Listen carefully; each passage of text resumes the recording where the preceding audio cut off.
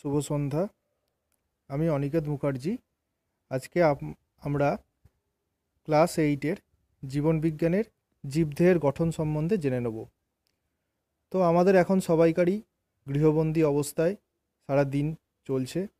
আমরা কোথাও বাড়ির বাইরে বেরোতে পারবো না। নিজেদেরকে সুস্থ স্বাভাবিক জীবনযাপনের মধ্যে অতিবাহিত করতে হলে, করোনা ভাইরাস থেকে নিজেদেরকে বাঁচাতে হলে গৃহবন্দী থাকতে হবে। আমরা সবাই এটা মেনে চলবো। আমরা নিশ্চয়ই এই যে এখন যে ছবিটা দেখতে পাওয়া যাচ্ছে, এরকম সবাই গৃহবন্দী অবস্থায় যদি বাড়ির বাইরের দিকে তাকাই, আমরা এই ধরনের চিত্র অবশ্যই দেখতে পাবো।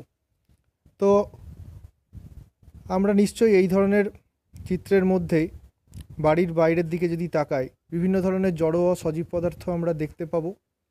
তো চলো আমরা সেইগুলোর একটা তালিকা আমরা তৈরি করে নিই। আবার যে বিভিন্ন সজীব পদার্থ আমরা দেখতে পাচ্ছি, তার মধ্যে অবশ্যই এমন ধরনের সজীব পদার্থগুলোর তালিকা আলাদা করে লিখে রাখতে হবে যেগুলো চলাচল করতে পারে বা উদ্দীপনায় সাড়া দিতে পারে। সেগুলোকে আলাদা করে একটু লিখে রাখতে হবে। যেমন আমরা জানি যে লজ্জাবতী গাছ, সে কিন্তু সাড়া দেয় উত্তেজনায়, এবং সে যখনই হাত দেওয়া হয় সেই গাছের পাতাতে বা গাছের ডালে, সেটা কিন্তু কুঁকড়ে যায়। এরকম ধরনের আরও বিভিন্ন যে উদ্ভিদকুল আছে যারা উত্তেজনায় সাড়া দেয়, আমরা সবাই তার তালিকা একটা তৈরি করতে পারি। আচ্ছা, আমরা যদি নিজেদের দিকে তাকাই, আমরাও তো সারাদিন বিভিন্ন রকম কাজকর্ম করি। তো আমরা দেখে নিই এই কাজকর্মগুলি আমরা কিভাবে করি, তার জন্য কি কি যন্ত্র আমাদের প্রয়োজন। যেমন খাদ্য হজম করার জন্য আমরা এখন খাওয়া দাওয়া প্রচুর পরিমাণে নিশ্চয়ই ঘরে বসে করছি, তার জন্য পাকস্থলী ক্ষুদ্রান্ত লাগে। এছাড়া আমরা যে নিঃশ্বাস প্রশ্বাস নিই, তার জন্য অবশ্যই ফুসফুস কাজে লাগে। সারা দেহে আমাদের যে রক্ত পরিবহন হচ্ছে, তার জন্য হৃৎপিণ্ডের আমাদের সবসময় দরকার লাগে। কি তাই তো? হৃৎপিণ্ড আমাদের সবসময় ধুকপুক করছে না? এছাড়া দেহের বিভিন্ন যে জল খাওয়ার ফলে বা বিভিন্ন কারণে যে বর্জ্য মূত্র তৈরি হয়, সেটা আমাদের বৃক্কের মাধ্যমে তৈরি হয়। আমরা যে সমস্ত জিনিস কাজকর্ম মনে রাখছি বা কাজকর্ম করছি, সমস্ত কাজ কিন্তু আমাদের মস্তিষ্ক দ্বারা নিয়ন্ত্রিত হচ্ছে। তো আমরা দেখে নিই এই যে আমাদের জীবদেহের সজীব দেহের গঠন, আমাদের দেহের গঠন কীরকম, অর্থাৎ মানব শরীরের অন্তর্গঠন দেখে নিই আমরা। এই যে মানব শরীর, সেখানে ফুসফুসটি এইখানে অবস্থিত, ফুসফুস। ঠিক তার নিচে মাঝামাঝি জায়গায় আমাদের সবাইকারই হৃৎপিণ্ড। এছাড়া খাদ্য হজমে সাহায্য করে, পরিপাকে সাহায্য করে পাকস্থলী।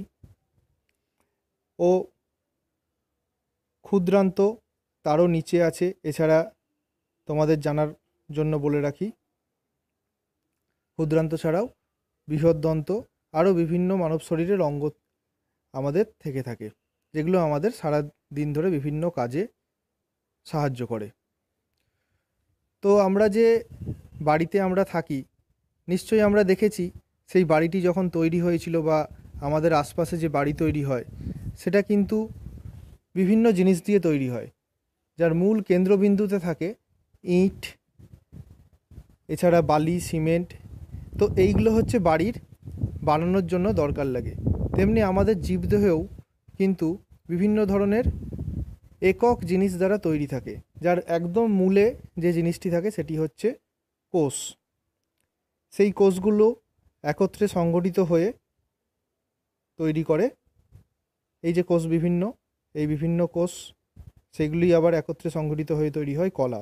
বেশ কিছু কলা আবার একসাথে একত্রিত হয়ে একটি অঙ্গ তৈরি করে। সমস্ত অঙ্গের মধ্যেই এই ধরনের কলা, তার আরও একটি ছোট একক কোষ থাকে। এই সমস্ত অঙ্গ একসাথে নির্দিষ্টভাবে একত্রিত হয়ে আমাদের জীবদেহ কিন্তু তৈরি করে।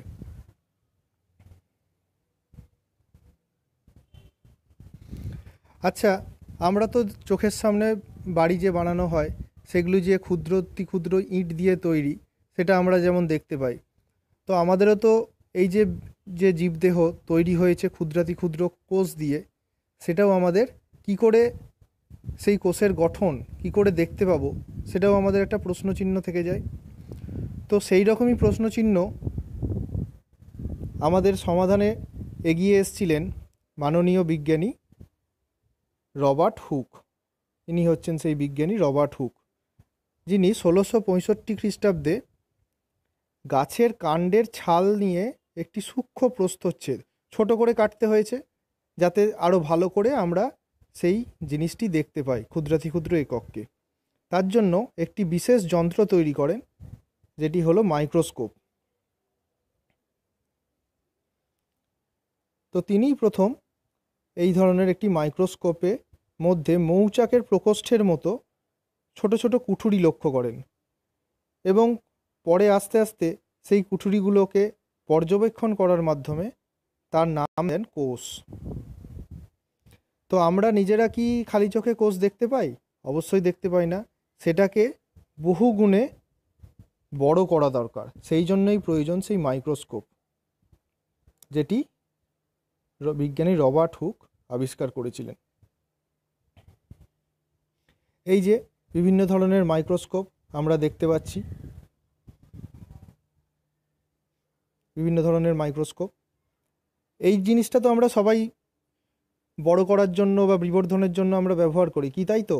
আমরা কি সবাই ব্যবহার করেছি? এই যে একটি পোকা, সেটাও কিন্তু এর মাধ্যমে বিবর্ধিত হয়ে একটি বড় আকারে দেখতে পাওয়া যাচ্ছে। এটা কি সবাই আমরা জানি নিশ্চয়ই, আতস কাঁচ। তার আরেকটু ভালোভাবে দেখতে পাওয়ার জন্য এইটি এক ধরনের অনুবীক্ষণ যন্ত্র বা মাইক্রোস্কোপ। এটা সরল অনুবীক্ষণ যন্ত্র।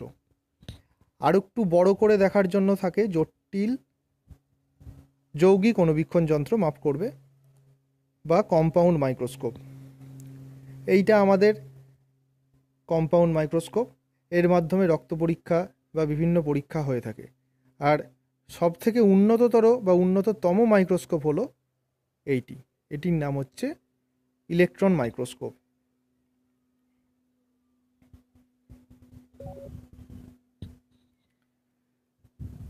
রবার্ট হুক যেভাবে পরীক্ষা করেছিলেন সেগুলি কিন্তু মৃত কোষ ছিল।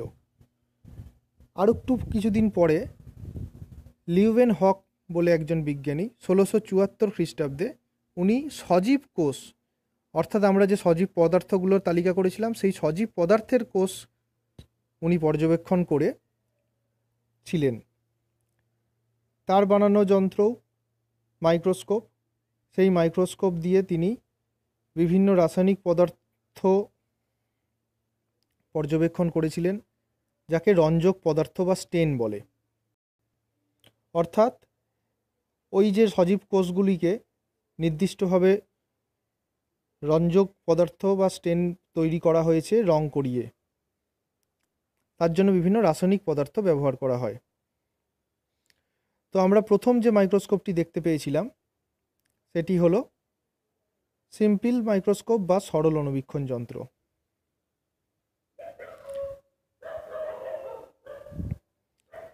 যেটি 15 থেকে 20 গুণ বড় করে কোনো একটি বস্তুকে দেখাতে পারে, 15 থেকে 20 গুণ। এরপরে আসলো যৌগিক আলোক অনুবীক্ষণ যন্ত্র বা কম্পাউন্ড লাইট মাইক্রোস্কোপ।